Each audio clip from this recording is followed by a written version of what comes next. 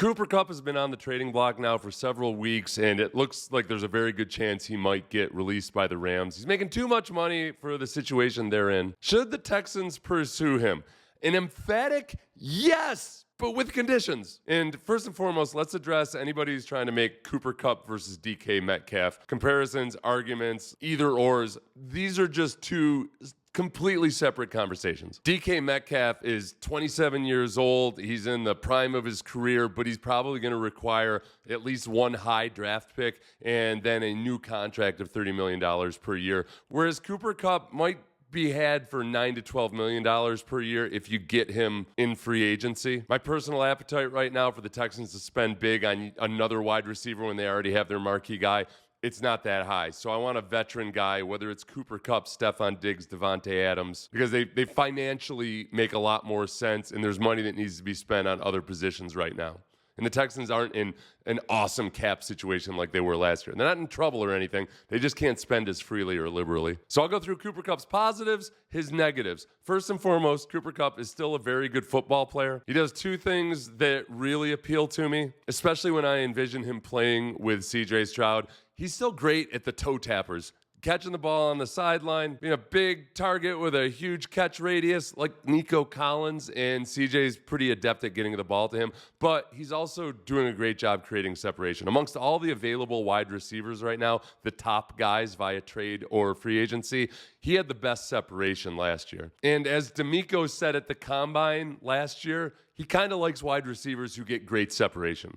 Yeah, with the receiver position, we're looking for guys who are separators, right? Who can separate, who can find a way to get open, right? And if you have that one redeeming quality that you can separate, right, that's what we're looking for, especially that shows up on third down, right? How do you win third down? How do you stay on the field as an offense, right, and continue to produce and move the ball down the field? It's about third down, right, and being able to convert. And the way you convert is guys who are savvy enough to find a way to always get open. The other big check mark in his favor is that he's got a prior relationship with offensive coordinator Nick Caley. Caley was in Los Angeles the last 2 years with Cooper Kupp. He was the passing game coordinator last year. And when it comes to understanding what Caley is going to want, and Caley's going to bring some stuff from New England, he's going to bring some stuff from the Rams, but I think there's going to be a much bigger element in terms of wide receivers reading coverages and adjusting their routes, option routes, and things of that nature, where the prior relationship might make a big difference, not just in bringing Cooper Kupp on board to a new offense in Houston, but also as a veteran wide receiver who, kind of like Stephon Diggs last year, can have good conversation with CJ Stroud and help with some of the nuances of the way that Nick Caley operates. And I know I said it already, but the price tag is likely to be reasonable. The big question here is always, does Cooper Kupp have reasonable expectations about what his salary should be? That's the beauty of a free agent compared to a guy who gets traded. He'll know what his market value is. The drawbacks.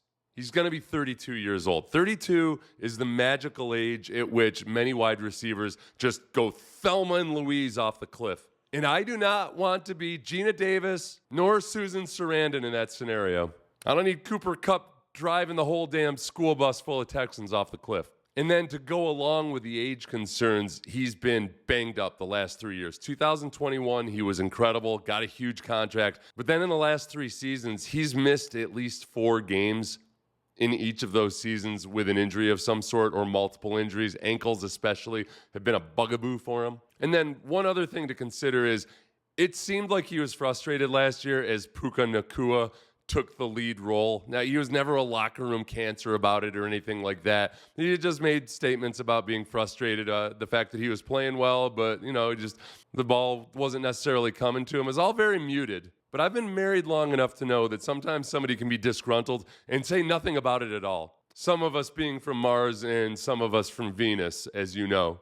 And again, that's why signing him in free agency is much more appetizing than trading for him, not just because you get to retain your own picks, but when a guy's in free agency, he knows his value, he knows his role coming in. And we know that he would be wide receiver too, but you just want to be damn sure that Cooper Kupp knows that he's going to be wide receiver too. We're going to be like a dysfunctional and bad stepmother. I had a friend once who, when he would go to his dad's house, his stepmother would cook hot breakfast for her biological children, and my friend and his brother the stepchildren would get cereal with skim milk.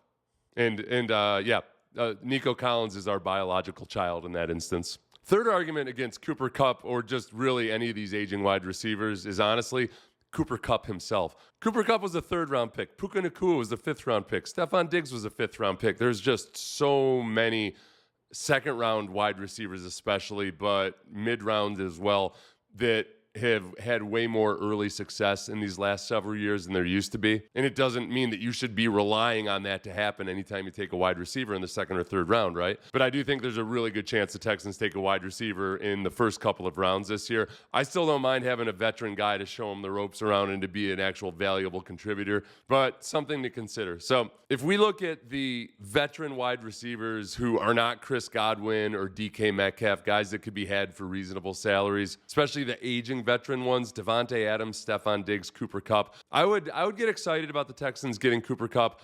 I would prefer Devontae Adams or Stephon Diggs. I know Stephon Diggs is coming off a torn ACL, but he's been much more durable in his career than Cooper Kupp has been. And then with Devontae Adams, that might be a completely different price category. So maybe he's not the best comparison right this moment. Let me know in the comments what you think. I'm Seth Payne, played for the Texans long, long ago. If you enjoyed the video, please like, subscribe, tell a friend. Everybody have a great one.